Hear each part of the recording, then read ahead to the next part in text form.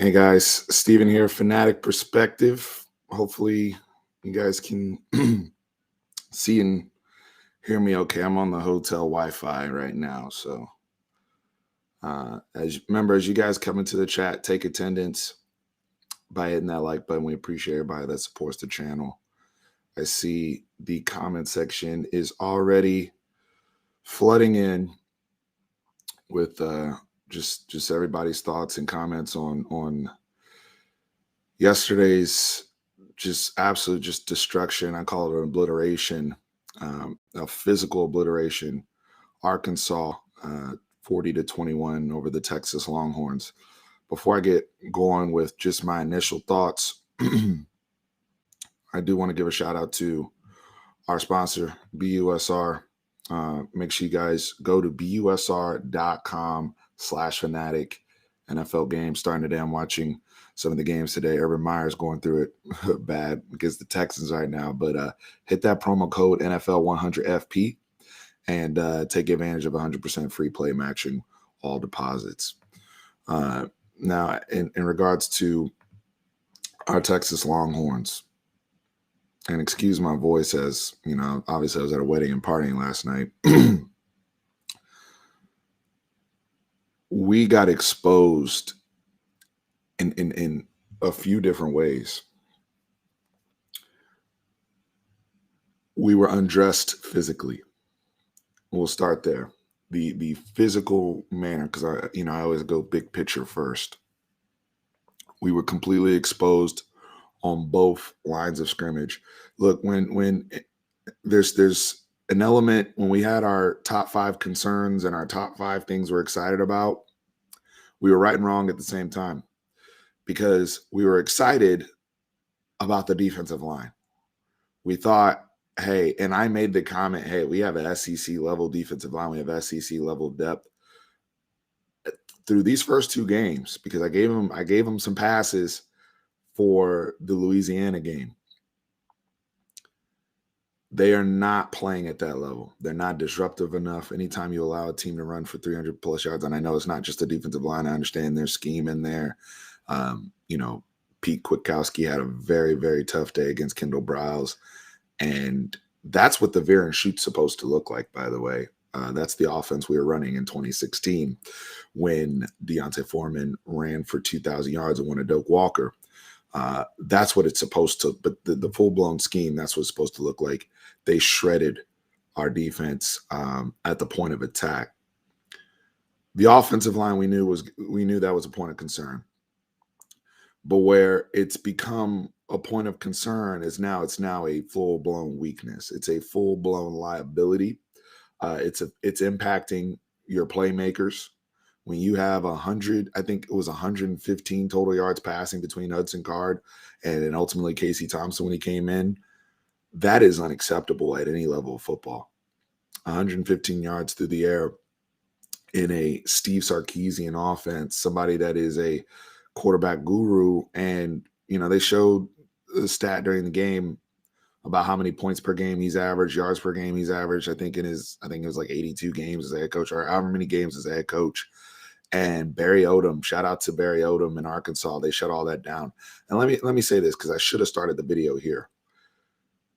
Arkansas, all the fans that came on the channel, we had a lot of, we were talking shit, all that.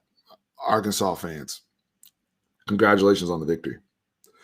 You guys were the more physical football team. You guys were the better prepared football team. You were the better football team last night, just outright. There was no doubt. You left no doubt in Fayetteville. The atmosphere was was incredible. And, it was fright night for a lot of our guys out there, from what I saw, from my vantage point. I'm not trying to say anybody is scared or soft or anything like that, but there were moments where we looked completely overwhelmed. The environment, I think that was a record crowd for Arkansas. The physicality. And I'm talking about even after play. There was a play earlier in the game. I don't know if anybody remembers this.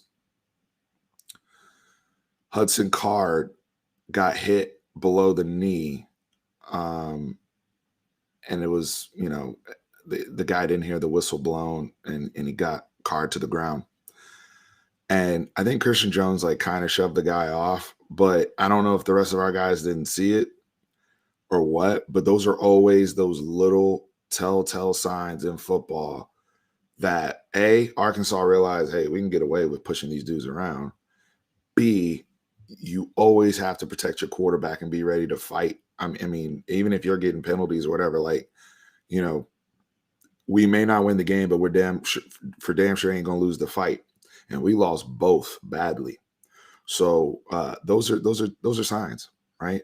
There was a play later in the game. One of the guys went out of bounds, and the Arkansas defender, shoves them. They were bringing that physicality. They were bringing that edge, and you saw it seep into different elements of the game throughout. Because I really felt like at the beginning of the game, we start out defensively. We were fine. We were tackling well. I thought we were hustling to the football. In the veer and shoot, one of the biggest issues that Texas had when we were running that offense was we would go 3 and out with the quickness. We would go 3 and out so fast that, we really couldn't get anything going. And Arkansas did a great job of, after that first drive where we stopped them, of, getting that first down, getting that second first down, and then the pace, the tempo wore on Texas. And you saw that in the trenches big time. You saw that down the field with tackling big time. Their runners, every single man on Arkansas ran with physicality, blocked with physicality, tackled with physicality. Sometimes football is not super deep. There were opportunities for Texas. If we move over to the offensive side of the ball, there were opportunities for Texas to hit big plays. We didn't execute. We didn't hit on them. There were times where they were able to get pressure on our guy or get a negative play with only 3 men rushing, with only 3 men coming after our quarterback. And we can't move the ball. We have a young guy back there. I didn't think that the coaches did the best job of giving him the best opening script to get going, but Hudson Card needs to be held accountable for his performance. He did not play well, period. And I know we got stands in the quarterback camp, and we'll get into we'll dive into the quarterback discussion. Hudson Card didn't play well, and what I mean by that is, going a little bit deeper there, he was ineffective. He didn't move we didn't move the football team. We thought our one touchdown thing was off the BJ Foster interception, if I'm not mistaken, in the third quarter that he was able to generate. You have to move the football team down the field. And I think a lot of that is, that 3-man rush, and he has that time. He was so indecisive. And when he had, some deep shots down the field, he missed those throws. So he didn't play well. But a lot of people on Texas didn't play well. As a matter of fact, I have a very short list of players where I'm like, this particular person had a good game that played for Texas. It's a short list, in my opinion. So a lot of people are going to look at Steve Sarkisian and, blame him. A lot of people are going to look at the quarterback, blame him.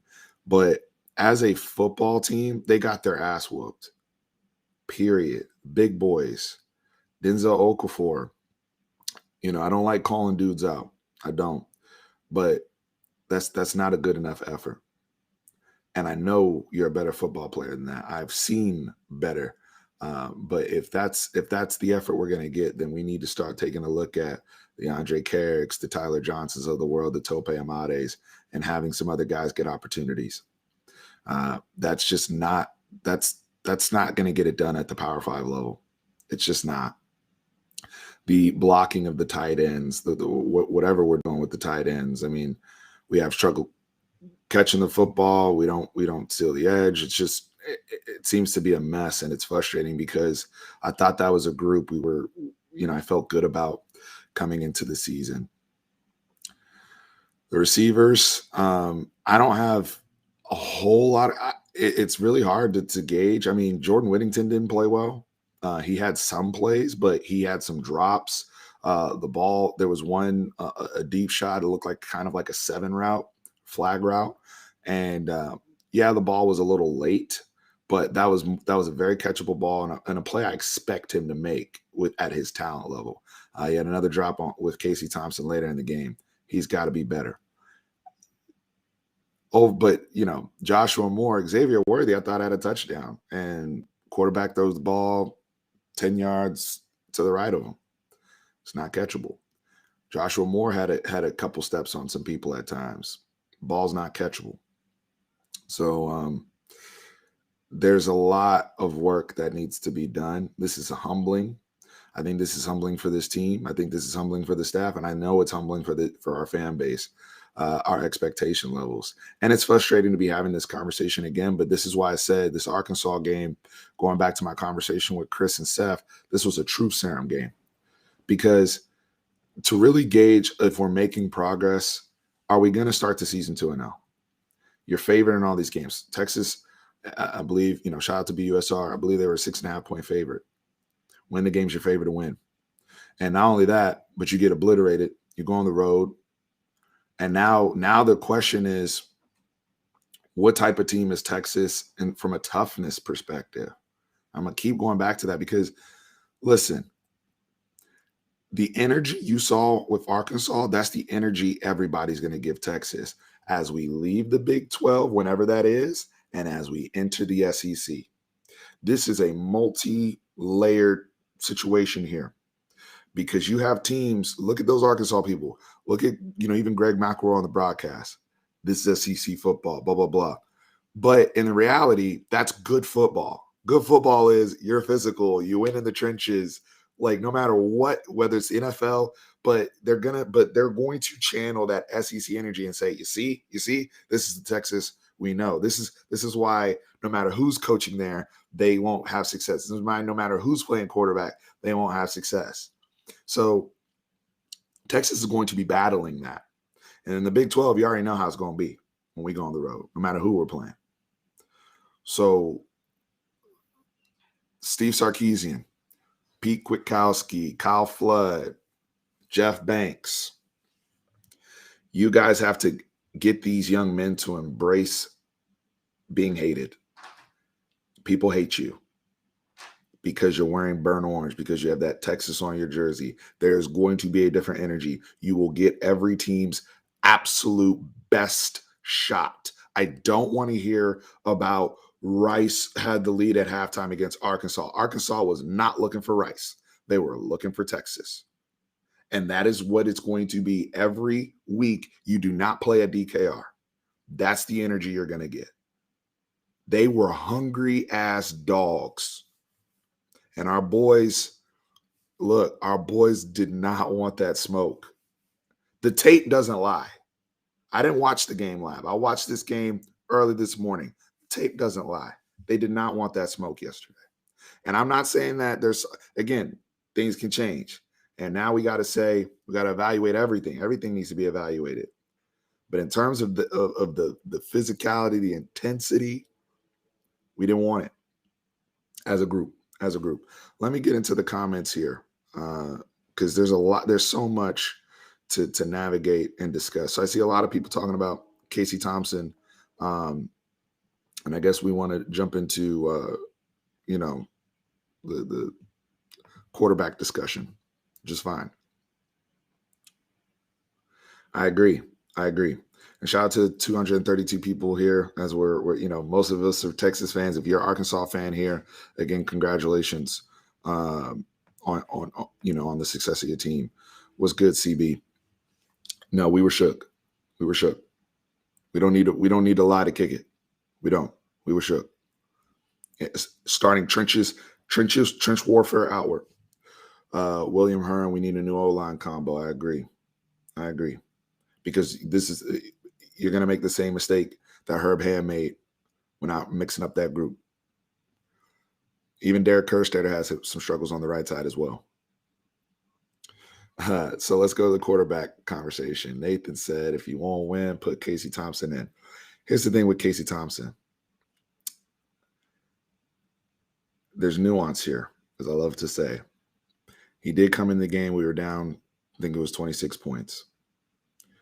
Yeah, Arkansas at that point, they're not necessarily calling the dogs out because they weren't sending heaters. They weren't blitzing. They were rushing three dudes. But with Casey Thompson, whether we're down 26, whatever the situation was, he wasn't scared. He wasn't, not only was he not scared, but this is the difference that I saw between him and Hudson Card. He was decisive.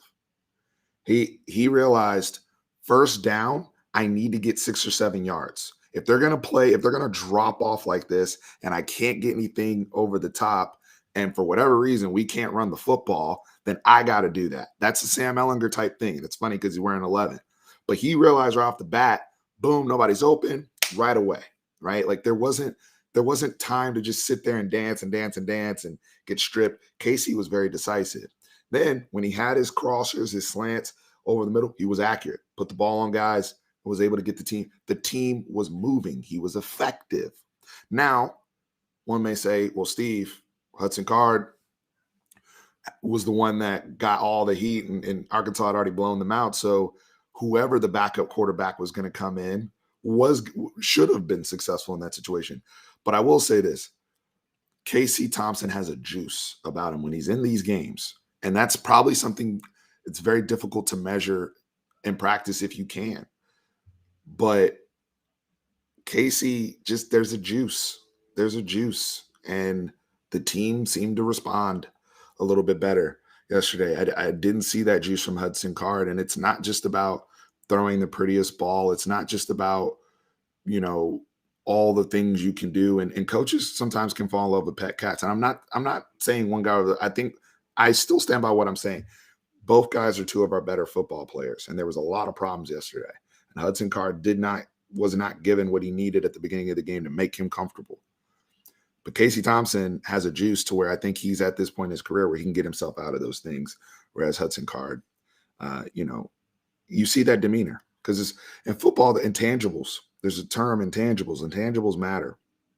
And when, it's cool if you're quiet and you're on time and you're completing balls and you have a juice when you're in the game.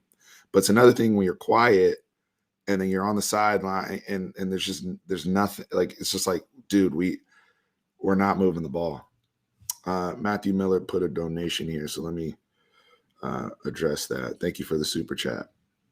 Has Card been told not to run? I 100% agree with the decisiveness. Also, I know RPOs or pre-snap motion would be our ideal O-line combination. Very, very good questions.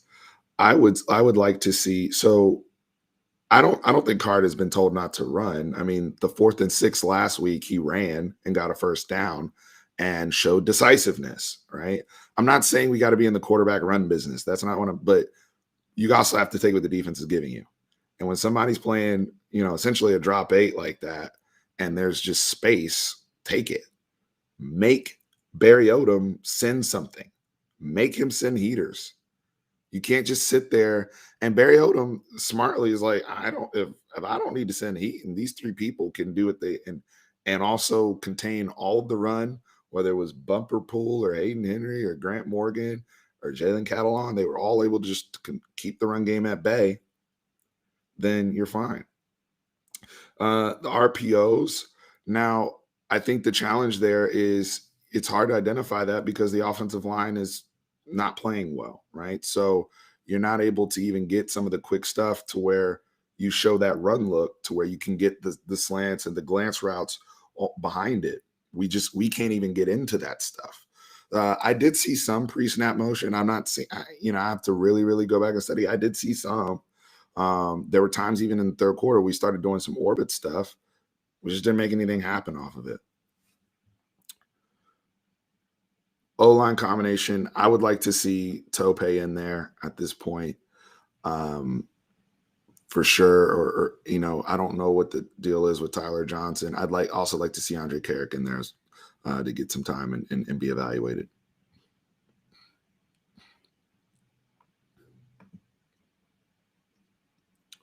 Bijan was getting gang tackled 3 yards in the backfield on every touch. He deserves better. Our backs really didn't have much room to work. Yeah, the O-line, everything is married together. Everything's married together. O-line's got you can't have bad O-line play and an inexperienced quarterback. That's a horrible combination. All right, so this is a point. This is going back to the point I made at the beginning of this chat. Arkansas had dogs, and they're, that's that SEC, they had dogs. Where are our dogs? Talking to Keandre Coburn, Sweat. And so here's another thing. I want to move over to defensive line real quick, because we can talk about quarterback for the next 3 hours. But there's other problems. Can anybody tell me why Jet Bush plays so much? And this is, and I'm not trying to attack players, but Jet Bush, for what he is not even being put in a position to be successful with. He's like playing 4-eye for God knows how many snaps. Where is Alfred Collins? And I said this in our prep, that this is the game. I showed you guys the weights and the sizes of these boys. I showed you guys this. And I said, Alfred Collins needs to be in there.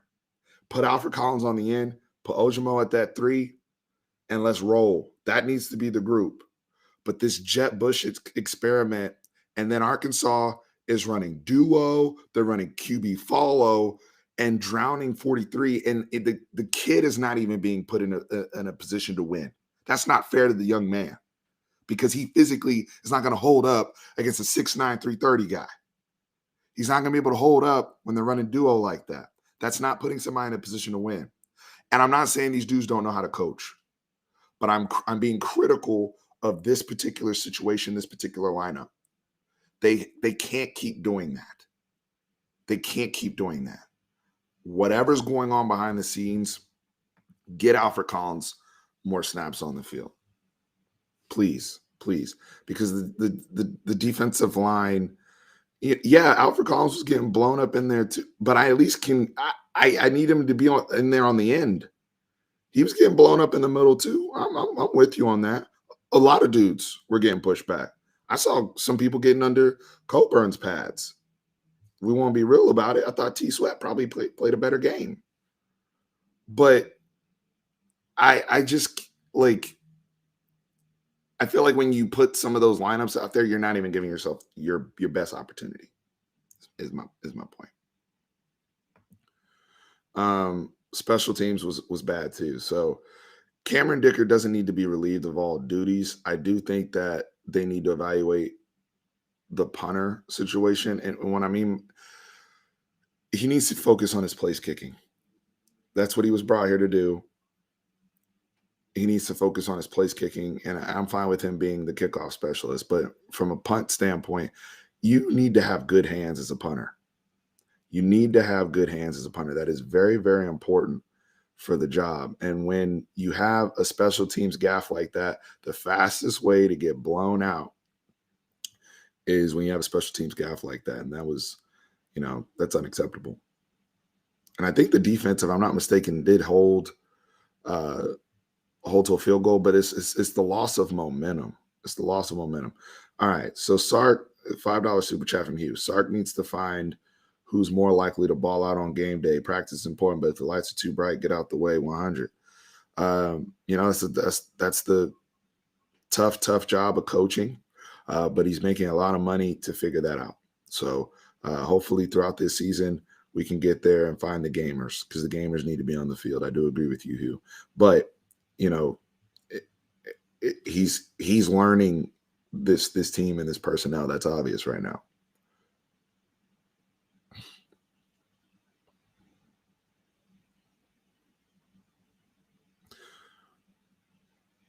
Red zone defense was good. I agree, Jacob Cox. I thought red zone defense was good, especially considering how big KJ Jefferson was. KJ Jefferson was one of the best players on the football field yesterday. And he's not a great thrower of the football. And the play that BJ Foster made, that interception was spectacular in my opinion. But the thing is, the way they run their veer and shoot, it's a numbers game. And when they see those type of numbers and they get into their stuff and getting downhill, that is really hard to stop. And they complement each other so well, because KJ's big, but they have Traylon Smith, who's slippery. And then you got, Rocket Sanders, who's another change of pace. You got AJ Green, who's another change of pace. You know, that's a tough group. But Texas, in my opinion, didn't even put themselves in the best position to even slow it down or try to turn the faucet off.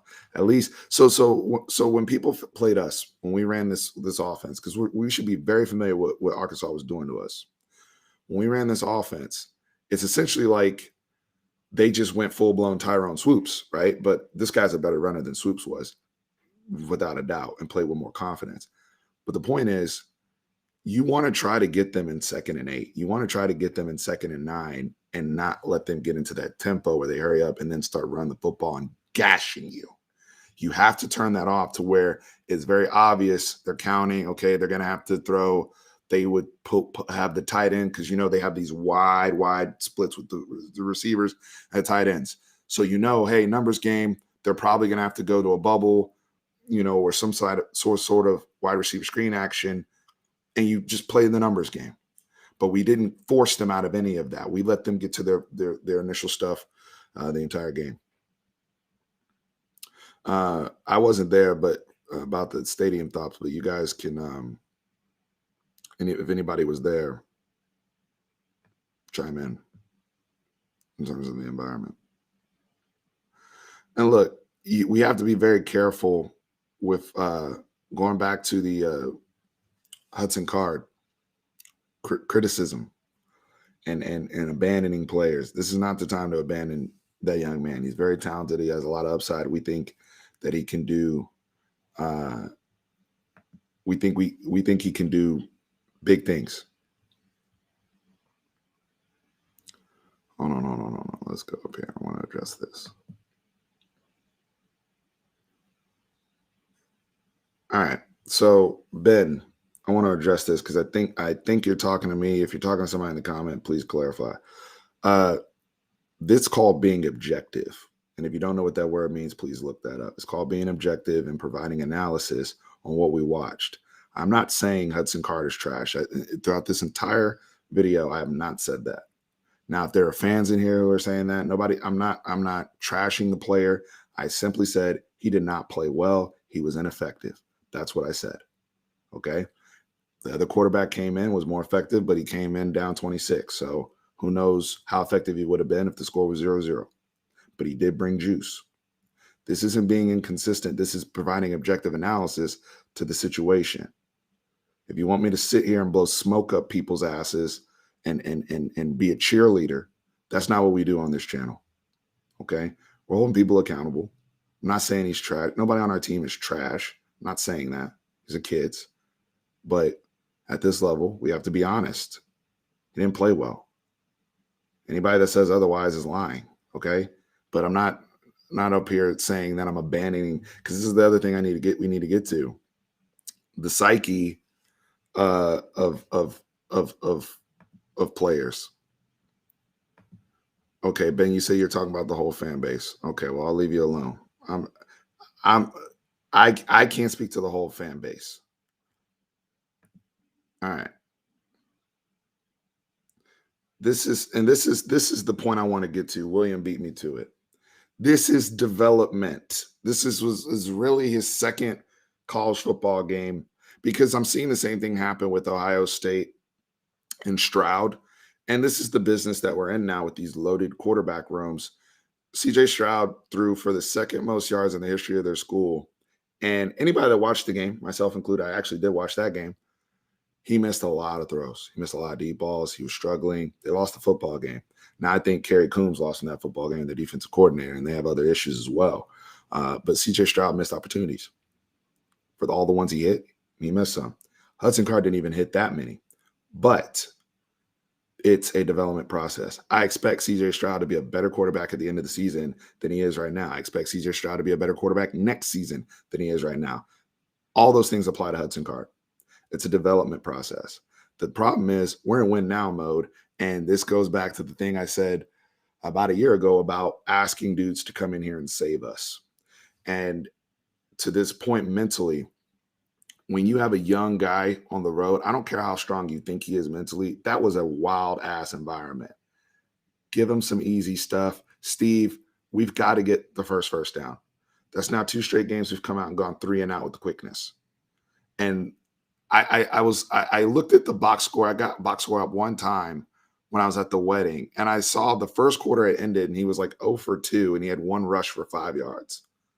That's not setting somebody up for. And look, that's also a thing where the offensive line, because somebody said receivers were getting open deep, which is true. The problem is it's twofold.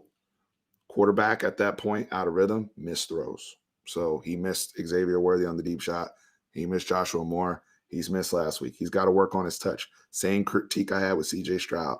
Y'all have big arms. You need to tame yourself. Add that touch. Let these guys, these playmakers, run underneath the football and throw a catchable ball. Those things can be corrected. But the other aspect to that is when the line is playing as badly as it is, you know, who knows how well the receivers could have won on a play or what opportunities they would have had. I will say that we could use Troy O'Mary as well. His presence will be welcome back. I would like to see a physical, bigger guy out there just to help move the sticks a little bit more, because the 3 and outs are painful. Maybe that can help us as well. Just my opinion. It's a team game. Hudson Card didn't play well. Offensive line didn't play well. Offensive line didn't play well. We didn't run the football well. Bijan Robinson, Roshan Johnson, Keelan Robinson, when he got in there, what room did they have to do anything? You tell me. And that was before Bumper Pool even came in the game in the second half. And he came in the game and got racked up 10 tackles. Let me try. I appreciate all the comments in here. We got 3:30 right now.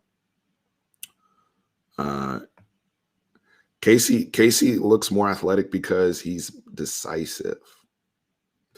I've always said on the football field, those who know what they're doing and or have a confidence about them, they'll always look faster because he's just putting his foot down. He's making a decision. He's going. Casey may not always be right, but he's decisive and he's confident about it.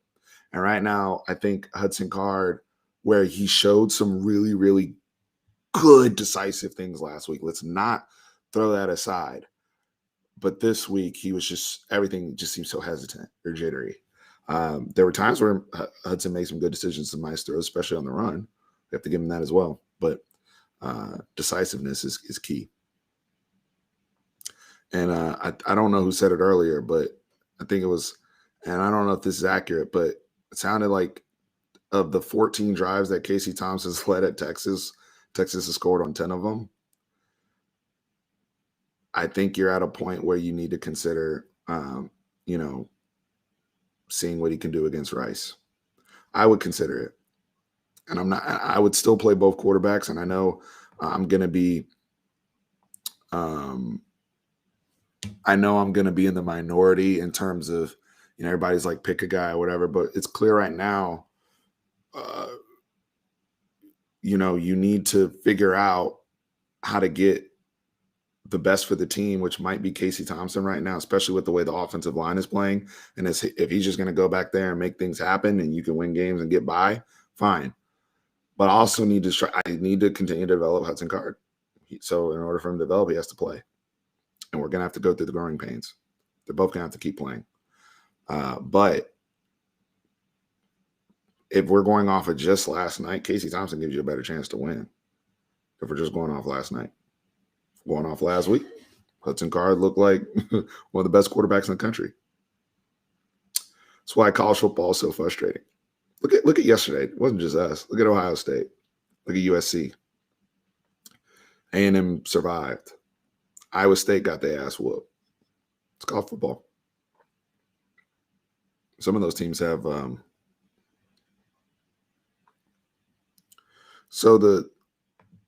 let's see. Line of card.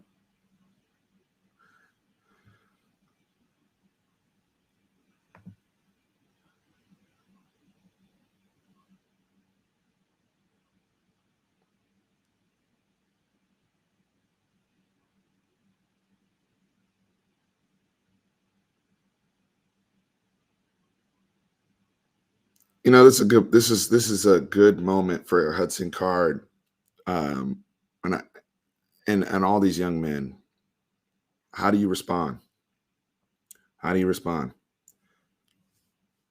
Get better. Get better, right? You know, Jordan Whittington.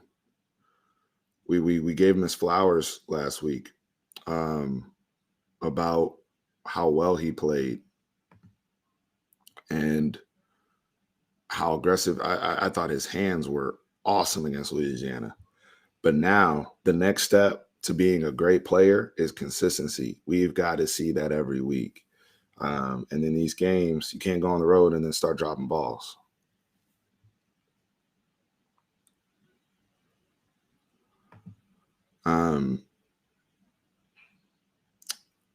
So I see the fans are back to panic mode over reactions again. I mean, right now this is, like I said, this is an autopsy. We got to find out how he died, what happened, right? And we're going through everything. Somebody had brought up, I want to talk about the DBs. Somebody brought up Deshaun Jameson getting beat, and I think Josh Thompson, I don't know if he had a cramp or whatever, he seemed to get hurt. Look, if Jahdae Barron's going to come in and tackle the way he's playing, if Darian Dunn's going to tackle the way he's playing, I'm not saying you give up on people or bench people or anything like that. But at the same token, they're pushing on these guys for a reason, and we can't keep getting beat on the same stuff. Now, it wasn't too bad yesterday because the quarterback, Arkansas didn't have a reason to push the ball down the field. They completed that one big one. I think it was to Morris, but that could be a problem or a challenge down the road when we face teams that are more vertical. So, that's concerning. I do want to say this because I have some names written down. Let's share some good news from yesterday. I know it's not much. If I go to my notes, give me 1 second. I had it up here. BJ Foster played very well. BJ Foster played very well. And I really, really, really, really liked what he hold on, let me try to get this off. Y'all are saying some funny stuff. Okay, there we go. BJ Foster, the interception he made, the awareness, the brother looks just locked in this season. I've been impressed with him. He seemed to have been consistent week over week. And so I like what I saw from BJ Foster. Anthony Cook, definitely a positive. Anthony Cook played well. Anthony Cook had a PDU in the end zone where he made a very nice play. I thought he blitzed well. I like what I saw from Anthony Cook. And, he's playing nickel as well as I've seen any nickels we've had in a little bit, right, in terms of the consistency. So I really like what I'm seeing from him. Ojimo, I thought, was actually our best defensive lineman. I know he made a lot of tackles downfield, but I did like what I saw from Ojimo. That's another thing I would consider is Ojimo has experience playing on the edge in that 4-5. So if you want to move away and get a bigger body there where Jet Bush is playing, you can consider Ojimo there as well, in my opinion, just to get a different look. So I thought he played. I saw him making plays, so I thought he played well. Luke Brockermeyer, when he had opportunities to get in and make tackles, Luke Brockermeyer played well. Overshown made his, the linebackers are actually more solid right now than the defensive line play. But when people are flying up to the second level and you're getting gashed, all those guys can do is make tackles 8-9 yards downfield. That's all. I mean, and then later in the game, as tempo, as their big ass people wear you out, that turns into missed tackles, and then you see the 20 missed tackles or whatever it was, whatever that number was. It was a bad number. Y'all are rolling in the chat. 340 in here. What's good? What's good? What's good? What's good?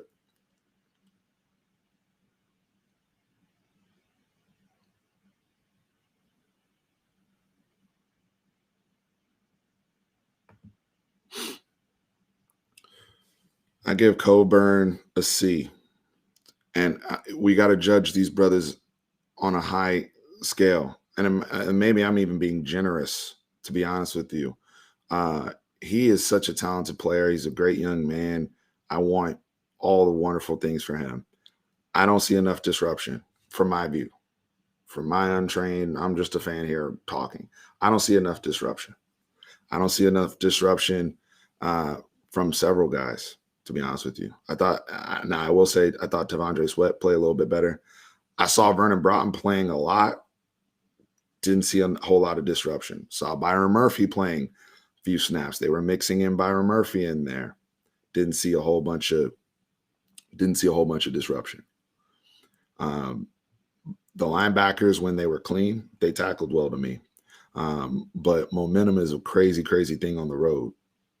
And when you're watching these teams try to navigate on the road, all of a sudden, you know, Cameron Dicker drops the ball and we screw up a punt and all hell breaks loose. Card has a fumble. These things, it's an emotional game. It's an emotional game. They're people, right? Just like our emotions go up and down in the game. What do you think it's like for a player? The defensive line has to be more, and they've got to be more disruptive. Got to be more disruptive. That's not good enough. That's not good enough.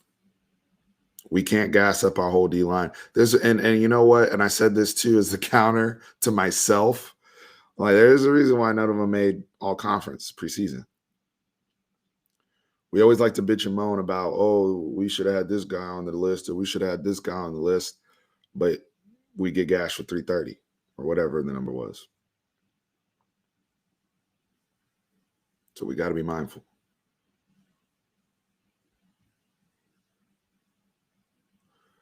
We didn't score because, hold on, you said when they muffed the punt. Let me come back here.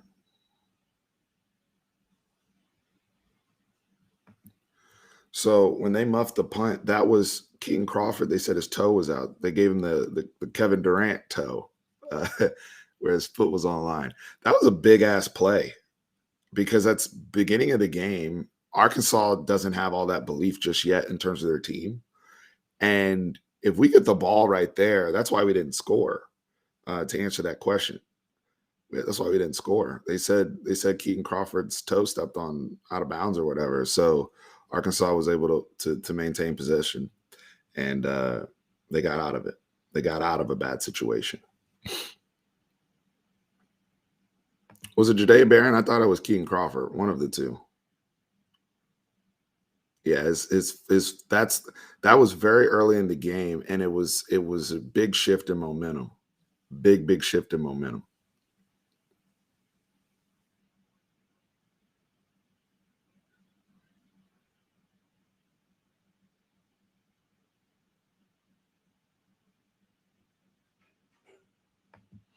We are rotating. I noticed we're rotating a lot of linebackers. So David Benda played a bit. Jalen Ford did come in after Luke B got hurt, and I thought Luke B was fine. It was Keaton Crawford. Thank you, guys. Yeah, I thought it was Keaton Crawford. So we're rotating a lot of backers. It's normal to rotate defensive linemen. You have to. So that's fine. The DBs, that rotation's been a little interesting. I still think they're trying to figure out, Terry Joseph and them are trying to figure out who their guys are, especially on the outsides, because Josh Thompson has been struggling a little bit.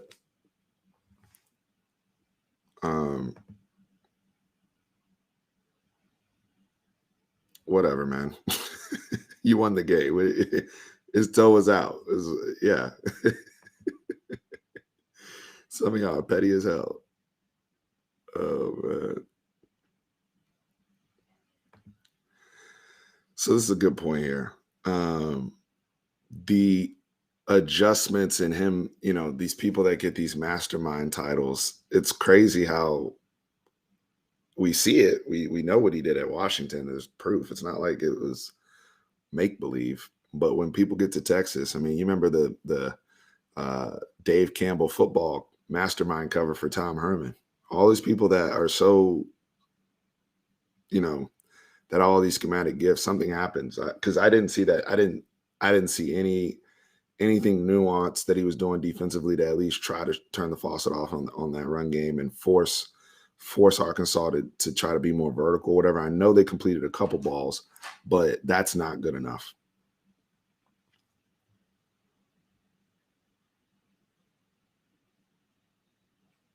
So I agree with this. And it's good to see you, Homer.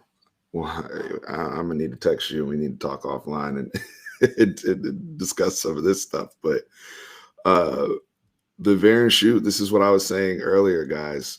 It's an offense that we are very, very familiar. Browse and them. Look, it's crazy too when you think about the Veer and shoot. We ran it in 2016. Sterling Gilbert, they came from Baylor.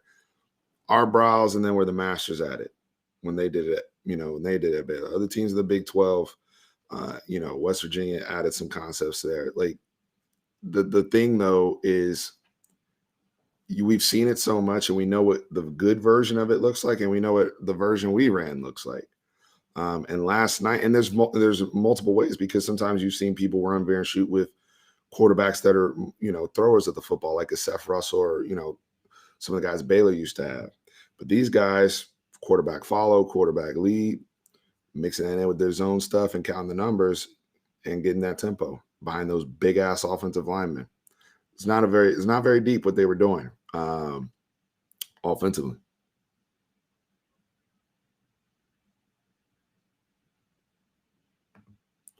Let's see what's going on here. No, nobody should be giving up on Hudson Card. Absolutely not. It's one game.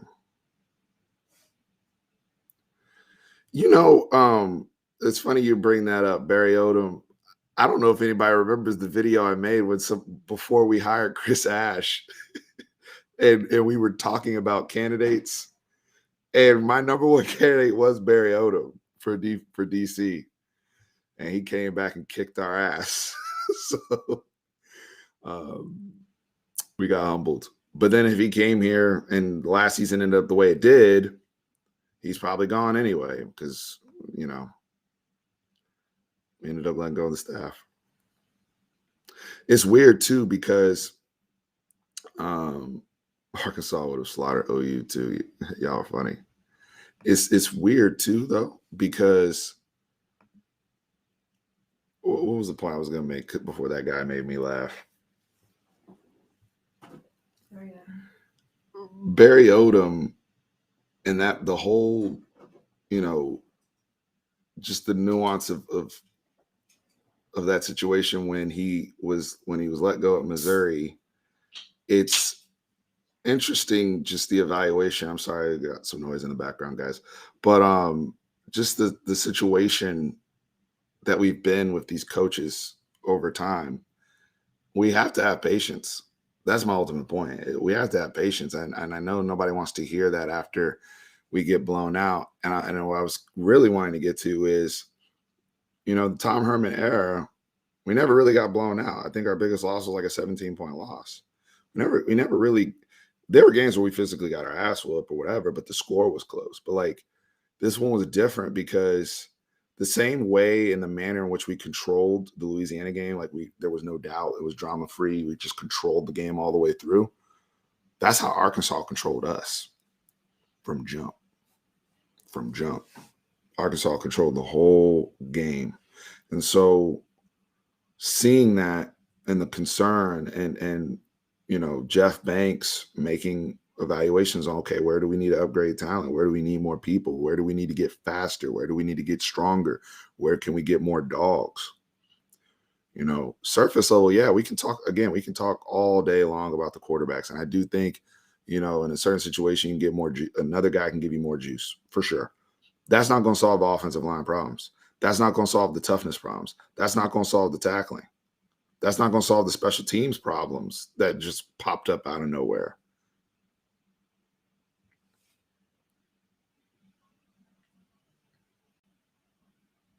Maryland didn't blow us out.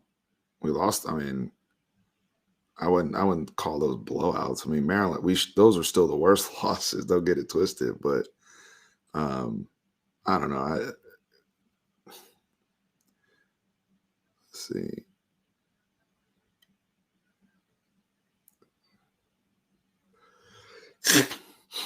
So people bring up OU. Oh, thank you. It's the hotel I'm staying in here in Durham, North Carolina. It's really dope. They have a lot. It's actually a museum, the hotel I'm at. All right.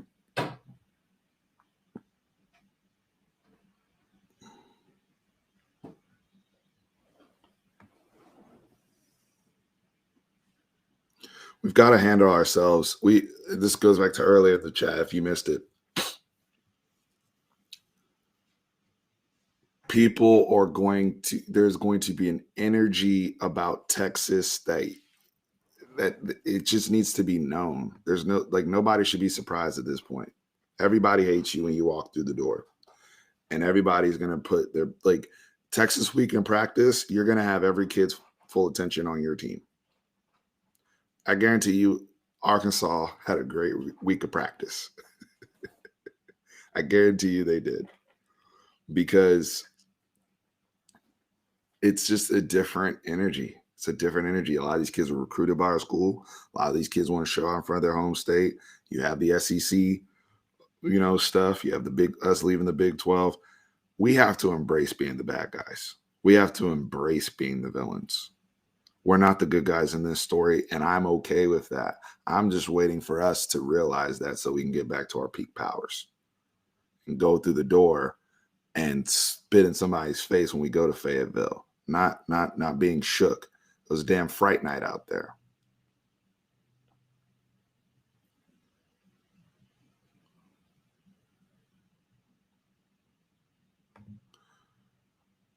I was there the other day, brother.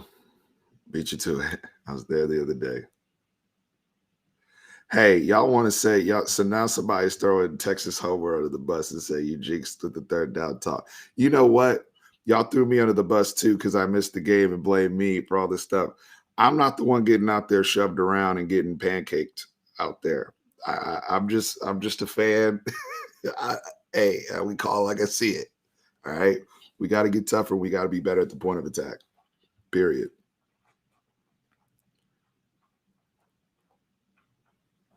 Period. You need people in there with some nasty. Like Greg Popovich said, I need more nasty. That's sports, man. That's tough. We may not win the game, but we're not going to lose the fight. Where's the fight? Go get a penalty when somebody hits your quarterback below his knees. Go get a penalty. Go kick somebody's ass. I guarantee you they'll fire up the sideline. Wake up. All right? It's football. Arkansas looked lit. Their players were pushing people out of bounds, pushing people on the sideline.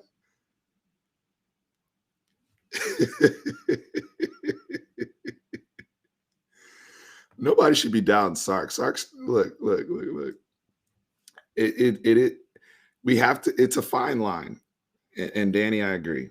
It's a fine line between being objective and critique, and doing what we're doing right now, which is an autopsy, versus saying, "Oh, I think it was a bad hire. Oh, he's not the guy." That's talk we can't engage in. And I do agree with that, Danny. We can't engage in that. But I do think it's fair when we're talking about the game itself to question lineups. If you want to question the quarterback decision, how that's being handled, that's whatever you want to question. But we have to do it within context of the game. We wait till after the season and start having big picture conversations like that. But right now, the reality is he's coached 2 games here at Texas. He's still learning this football team as well. Pete Kwiatkowski's still learning this football team as well. That's another one that I wanted to talk. Agofu, some of the outside contain stuff when they were starting to bend back runs. If they can coach him up a little bit more on trying to just stay home and slow play a little bit so he can be in better position to help make those tackles. He's not going to make that play every time, but I just thought he kind of accelerated a little bit too much and didn't maintain integrity of backside contain from what I saw from my vantage point. So I did want to bring that up. There's some of those things are correctable. Some of those things are correctable, like what I just mentioned in terms of just what I'm seeing from my eye. So this is another point I want to make, Danny, and everybody here watching 350 in the chat. I appreciate you guys. The coaches, the coaches, when we had Charlie Strong and when we ultimately had Tom Herman, and I'll start with the offensive line because that's the big problem. The big problem is the offensive line right now, to my view. I would say both lines actually, but the glaring one is the offensive line. Kyle Flood, where I will assess him this year is over the course of the season, does that group get better? Do you find the lineup? Do you get to the lineup that works? Don't stick with this group next week. Get to the lineup that works, and do they get better? Do we see improvement with technique? Do we see improvement with pass pro? Do we see better pocket? Do we see more running lanes? You have phenomenal running backs that can't get showcased because we're not physical. So I do need to see that in-season development because that's something we did not see from the other previous coaches.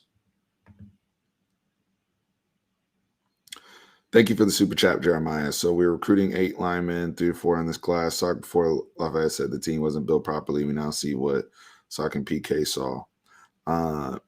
Well, they also had opportunity to hit the portal, and they stayed still there. They had conversations with people in the portal, but they didn't hit for the offensive line. They didn't hit the cousin like they could have.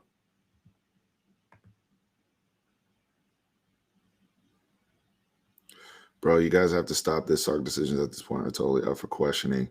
Again, we question what happened in the game, and we audit these things.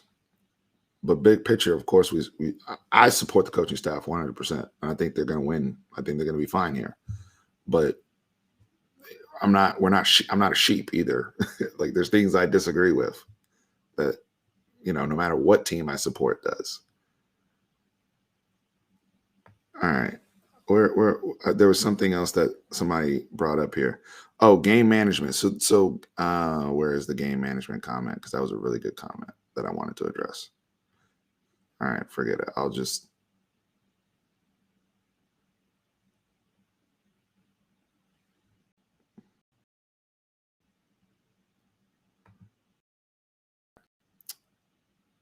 Let me do this. I do want to address the game management. So I think it was where to have in my notes. It was It was 23-7. I don't have the clock point. And you guys have heard me talk about this before, going back to Tom Herman. It was 4th and 1. It was 23-7. It was 4th and 1. And I think we were at our own 43-yard line. And he decided to go for it. I thought it was a reckless decision in conjunction with the play that we ran and the formation that we ran. We ran some sort of duo with Jake Majors and Denzel Okafor, and we just got the whole play got obliterated on 4th and 1, and it looked like duo to me. But like we're going tight set and all this type of stuff. I'm like, we haven't been able to move these dudes off the line of scrimmage all game long, and we have this. That's why I said it's reckless. So I've always said this before. There's a difference between being scared, conservative, aggressive, and reckless. I thought that was a reckless decision, in my opinion. Doesn't mean he's a bad game manager, a bad coach. I just didn't agree with that decision.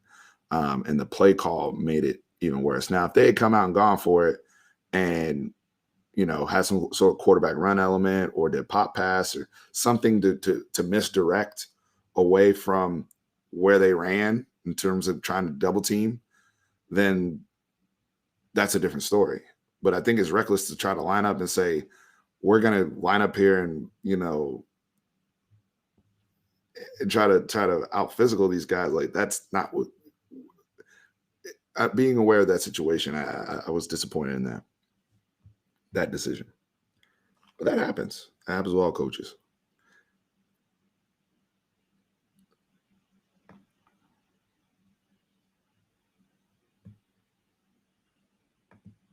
Yeah. Let's see. Yeah, we got to get the big guys out there, man.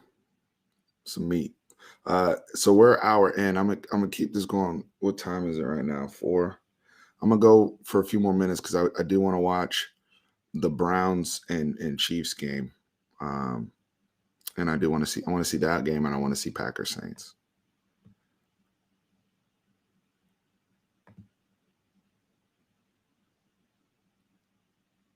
Also, so that's the other thing too that I want to address. A lot of run, pass. A lot of run, pass. I think when you have a young quarterback, and this is just when you have a young quarterback and come into the environment, I think you have to try to dictate terms as the staff. And that means early in the game, we're just going to get you right off the bat. We're going to get you a completion, even if it's for 1 yard, right? Like we're just seeing the ball, like in basketball, seeing the ball go in, just something easy just to get you going, get you settled in. Let's also get you something throwing to Bijan Robinson.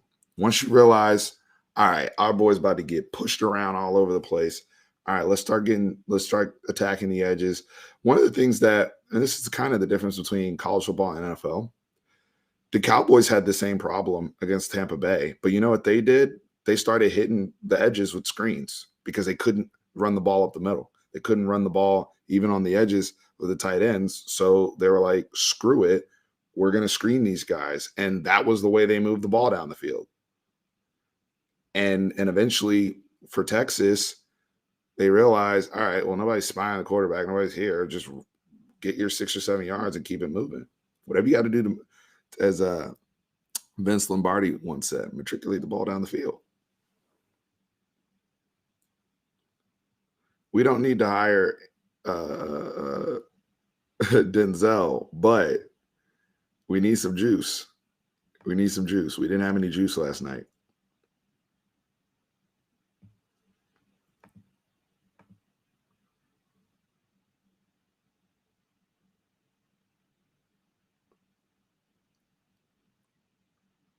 We didn't have any juice last night. 362 in here. I appreciate everybody being here. Make sure you smash that like button. Make sure you hit up busr.com/fanatic. Take advantage of that promo code. Anybody that wants to get some last minute money in on the Saints Packers game or Browns Chiefs.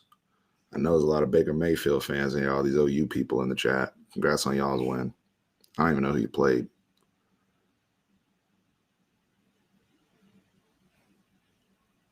Oh, don't ignore. Hey. I gave y'all flowers at the beginning of this. All right. Arkansas. I can't wait to see I can't wait to see how many babies are born 9 months from yesterday, because we really are the stimulus package. We brought the stimulus package to Fayetteville. It was a rousing success for their town, for their university, and they got everything they wanted. That was a perfect night for them. It's for Sam Pittman, everybody. They played Western Carolina on pay-per-view. Y'all funny. See, that's what happens. For those of you who are not familiar, when we hold on, let me see this. Thank you, Brian. I appreciate it, brother. So I said flowers, I want whiskey.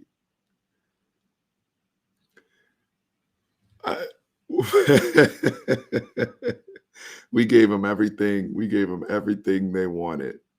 They hey, there's going to be some kids coming all over the place out of Fayetteville 9 months from now. What a night for them. It was yeah, I did see Jerry at the game.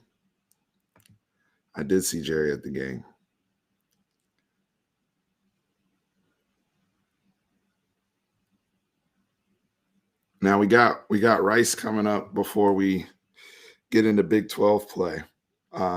Everything, and I hate to already be talking like this, but for those who, since I've had this channel, we've been struggling. This has been a recurring type of conversation we've had. And at this point, we've learned to laugh and conduct these autopsies together. But damn it, I want to make lives like we had last week where we won and it's fun and we're vibing and we're talking about all these things that happen in the game that are positives. And it's humbling. This team isn't as far along as I thought it was. Me personally, I was wrong about things. 1,000%. I ain't gonna hide. I was wrong in my predictions. However, I think all their goals are still right in front of them in terms of trying to win this conference and trying to compete for a Big 12 championship. Got to get better. We got to see that in-season development. That's where the coaching staff's going to have to earn their money here. It's going to have to start with the line play on both sides. Got to get tougher. Everything else will fall into place. The quarterbacks are going to be fine, in my opinion. If the lines are good, quarterbacks will be fine. That's the other thing. I mean, if Bijan Robinson can't get 4 yards per carry and he can't get 70 yards on the ground, I don't know. I mean, this team's not built to just, if we can't do that and he doesn't have a catch and we're not running screens, so we're not using him in the pass game, then we're going to struggle. We're 0-1 in conference play now. Good one, Jacob. Good one, Jacob. I'm glad you had fun, Razorback fan. Congrats on your victory.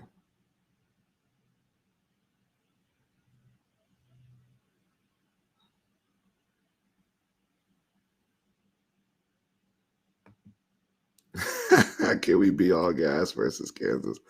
We were all breaks last night. Not only were we all breaks, we had we needed to call AAA. I mean, that was bad. That was bad. I don't know who AAA is in this analogy, but we needed to call AAA. That we didn't make it to the event.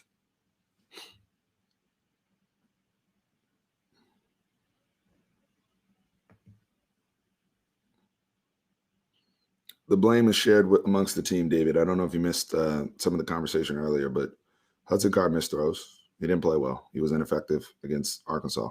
Said that earlier. But he wasn't helped with the coaches, and he wasn't helped with his offensive line.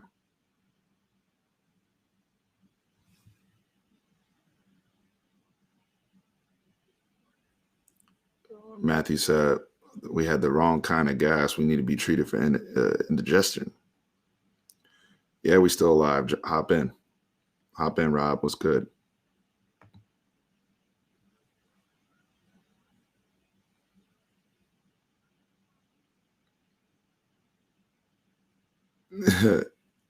Somebody said, hey, we got to make, that's the thing. That's what I do on my channel. We make fun of ourselves in these moments, right? We got to learn to laugh because life's too short. That's the only way I can cope with this. Yeah, we need a Geico roadside assistance. That's a good one. And they didn't make it.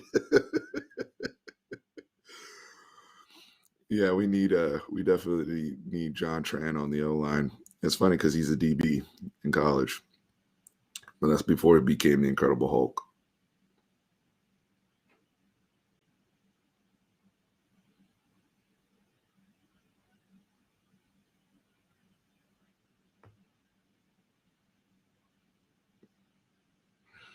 That's, to me, you always hear the term, let me see this. Because I want to make this point before I do this.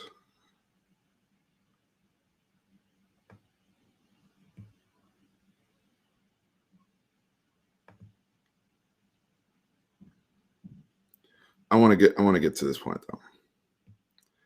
We can talk about all these things. And yeah, eventually you're going to need an A1 quarterback, blah, blah, blah. To me, I don't know Texas is back when the lines look like what Arkansas did to us. When we do that to people on a weekly basis, that's when I'll be like, okay, we back, in my opinion. And I'm saying that because in the state of Texas, with the resources that are there from a recruiting standpoint, how fertile ground that is, there's no reason, in my opinion, our line should look like that. And so I'll know when we're really back. I think it's that, because I think it plays into so much of that. I mean, we had good quarterback play for a long time. A lot of people take that for granted. Even days when we were arguing about Chris Sims or Major Applewhite, even those days we were winning 10 games a year. We were winning 11, and we were going 11-1, 11-2. You know, the lines were good. They had people all over the place going in the first round of the NFL draft. Team was good. Football's a team sport. We can't keep waiting for saviors here. Football's a team sport. I agree. I think Troy O'Mary can help us, can come back and help us. I think there needs to be a more concerted effort to throw the football to Bijan Robinson and showcase the running backs. I don't know why Keelan Robinson didn't play until the fourth quarter, it seemed like. Correct me if I'm wrong there. I didn't see Keelan Robinson even get in the game until it seemed like Casey Thompson was in, but I don't know. I think those type of people, you put them in the game, and if you're having that much trouble running the football and can't get it going, use them on the edges. You're going to have to be horizontal. Be a horizontal football team, move the football that way.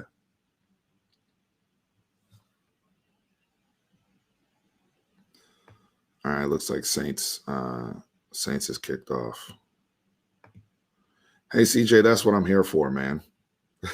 we gotta, you know, you guys help me as much as I help you.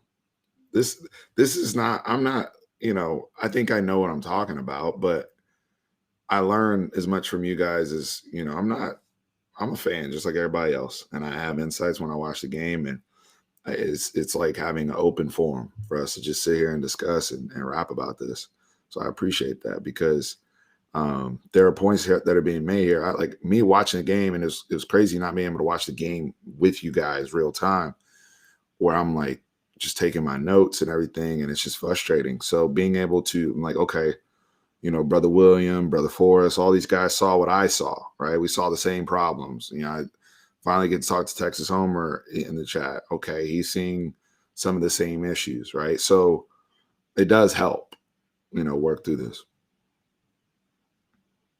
You know, it's interesting. Arkansas fans, the one thing I will say to you guys: what will your season become of this? Like, is this a launching point? Because if I'm an Arkansas fan, I want this to be a launching point. Like, go out there, like, don't beat us and storm the field. I told y'all they would storm the field, by the way, if they beat us, and they did. But don't let this be a situation where you turn around and go 5-7 after beating us. Like, go out, win some games, and be a good football team. And I see the elements there. I see all the old school ingredients of Arkansas. Greg McElroy alluded to that on the broadcast. I alluded to that several times in my prep. You know, there were times where Rocket, you know, Raheem looked like he was Darren McFadden, Rocket number 5. That's how we made those brothers look. So is that how they really play? And is that how they'll look all? Is that the energy they'll bring all season? Or is that only for Texas and then you go away? That's what I have to say to Arkansas fans. And I expect Arkansas fans to want that for their team. To say, let this be the launching point, not we go back and then the next time we sell out is the next time the University of Texas stimulus package comes to town.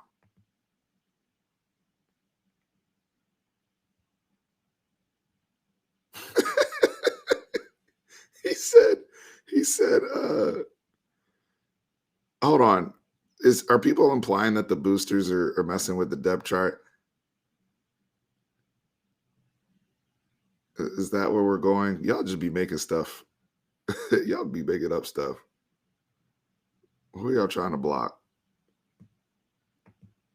I'm trying to block somebody.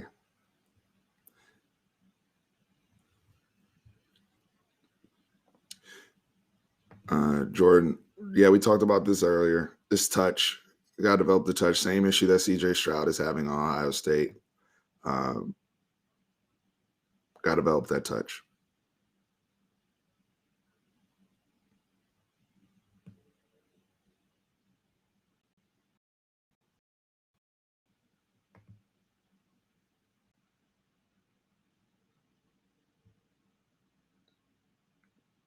All right, we're at 115. We'll go 5 more minutes, rapid fire on any questions we have. Yeah, I do think Rice is coming at a good time. They just need to see you need to see the ball go in. You need to see them score 40 plus points and get some numbers and find that offensive line combo. Let both quarterbacks play well. And it's good timing right before the season starts. If you're gonna say the boosters are getting too involved, please provide examples. Like what are we talking about here? Where are the boosters getting involved? Because we can't just always blame them after we lose. I mean, it's that's when we start getting into the tinfoil hat stuff. I believe that boosters have been an issue in the past in terms of the toxicity within the program, like in terms of leaks and things that are getting said. But when you start to say that people are like they are directly manipulating the depth chart, that means that Steve Sarkisian not doing the depth chart. I mean, those are very big accusations. I just want proof. Maybe that's just me being too rational. I don't know.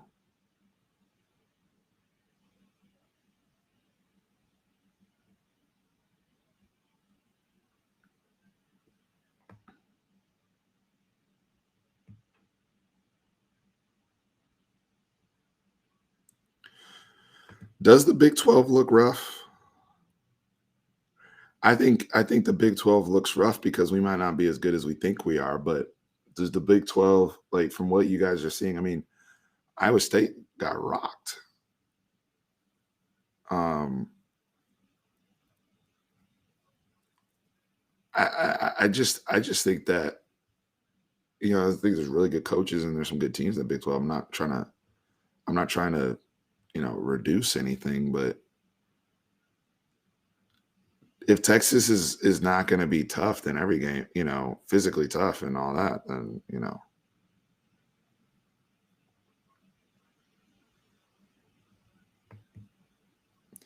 I think Sark has to report to bosses like anybody else in any corporate environment or business or anything like that.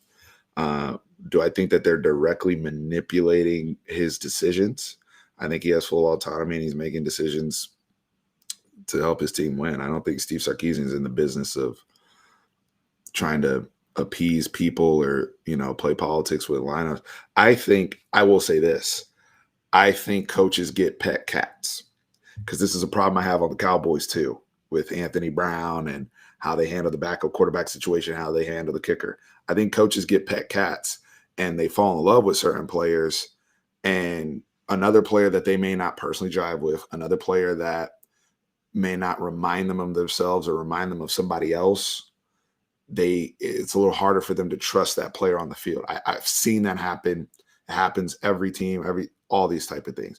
Versus when I say a pet cat, it's a player who you just inherently love. He reminds you of yourself, or he talks like you, or whatever. There's something about that pet player where you get infatuated with him and you may give him more chances than somebody else. I do think that can happen. But is that directly the boosters, or is that just something that happens with all coaches?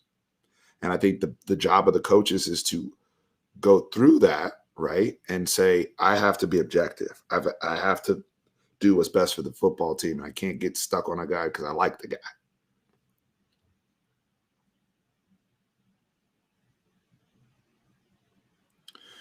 All right.